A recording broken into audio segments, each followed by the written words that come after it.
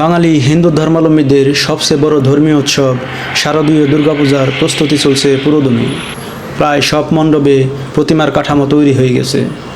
এখন চলছে রং তুলির আঁচড় দেওয়ার কাজ। মানিকগঞ্জের বিভিন্ন মন্দিরে গিয়ে দেখা গেছে বরাবরের মতোই পূজার জোর প্রস্তুতি চলছে। কোনো কোনো মণ্ডপের প্রতিমা পুরোপুরি প্রস্তুত হয়ে গেছে। মণ্ডপ তৈরি, আলোকসজ্জা ও সাজসজ্জার কাজও চলছে পুরোদমে।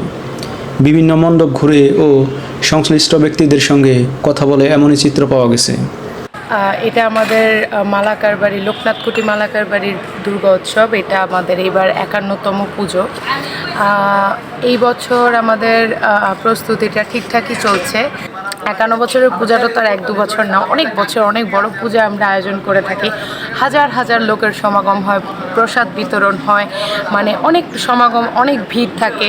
কিন্তু প্রত্যেক বছরের মতো এই বছরও আমরা সবসময় চেষ্টা করি যতটাই ভিড় হোক না হোক, মানে নিজেদের নিরাপত্তাটা বা কোনো লোকের মধ্যে কোনো তাদের দুর্ঘটনা যেন না ঘটে, সব কিছু মিলিয়ে আমরা চেষ্টা করি যে যেন কোনো বিশৃঙ্খলতা না হয়। প্রচুর লোক হয়, প্রচুর। মানে এখন পুরোপুরি শেষ পর্যায়ের প্রস্তুতি।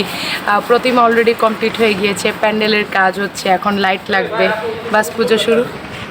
গতকালকেও এসআই শহর থানা থেকে 6 জন লোক এসেছিলেন। আর আমরা চেষ্টা করছি যে কোনো রকমের কোনো বিশৃঙ্খলতা যেন সৃষ্টি না হয়। আমরা নিজেরাও নিজেদের সিকিউরিটিটা রেখেছি, পাশাপাশি আমাদের বর্তমানে সবাই সহযোগিতা করছেন। সো আশা করছি এখনও অবধি কোনো বাধার সম্মুখীন আমরা হইনি, আগামীতেও আশা করছি আমরা আর হব না। আগামী 9 অক্টোবর মহাষষ্ঠী পূজার মধ্য দিয়ে শুরু হবে দুর্গা উৎসব। এরপর মহাসপ্তমী, মহা অষ্টমী, মহানবমী ও দশমীতে বিসর্জনের মধ্য দিয়ে 5 দিনব্যাপী এই উৎসবের শেষ হবে। এবছর মানিকগঞ্জে 513টি মণ্ডপে দুর্গাপূজা উদযাপিত হবে বলে জানা গেছে। তাই সকাল থেকে গভীর রাত পর্যন্ত প্রতিমা শিল্পীরা ব্যস্ত রং তুলির কাজে দেবী দুর্গার অনিন্দ্য সুন্দর রূপ ফুটিয়ে তোলায়। শিল্পীদের যেন দম ফেলার সময় নেই। তাদের নিখুঁত হাতের ছোঁয়ায় কৃত্রিম জীবন পাবেন দেবী দুর্গা, শিব, লক্ষ্মী, সরস্বতী, কার্তিক, গণেশ, অসুর সহ অন্যান্য প্রতিমা। ফলে দুর্গোৎসব উপলক্ষে হিন্দু ধর্মাবলম্বীদের মধ্যে বিরাজ করছে সাজ রব। কেউ কেউ আবার কেনাকাটায় ব্যস্ত সময়ও পার করছেন। আমার নাম মিঠুর রবি দাস, হিন্দু বৌদ্ধ খ্রিস্টান কল্যাণ ঐক্যফ্রন যুগ্ম আহ্বায়ক, মানিকগঞ্জ জেলা। আমাদের গতবারের সে এবং এবার আপনার ব্যাপক প্রস্তুতি, কারণ আমাদের আগের বারের অনেকেই ছিল না, এবার অনেকেই আসবে।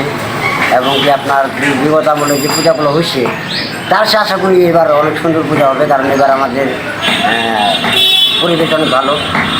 কারণ এলাকার যারা আমাদের গণ্যমান্য ব্যক্তি আছেন, ছোটো বড়ো সবাই, সকলে মিলে আমরা পূজা করি। আমাদের এখানে হিন্দু মুসলমান ভেদাভেদ নাই, আমাদের এখানে সবাই সম্মিলিতভাবেই পূজা পাঠ করে আসছি।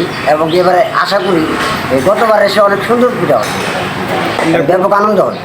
মানিকগঞ্জে তো আপনার বিগত আমলে কোনদিন বাধা ছিল না, বিগত আমলে ছিল না, এখনও নাই, ভবিষ্যতে থাকবে না, এবার পূজা তো থাকবেই না।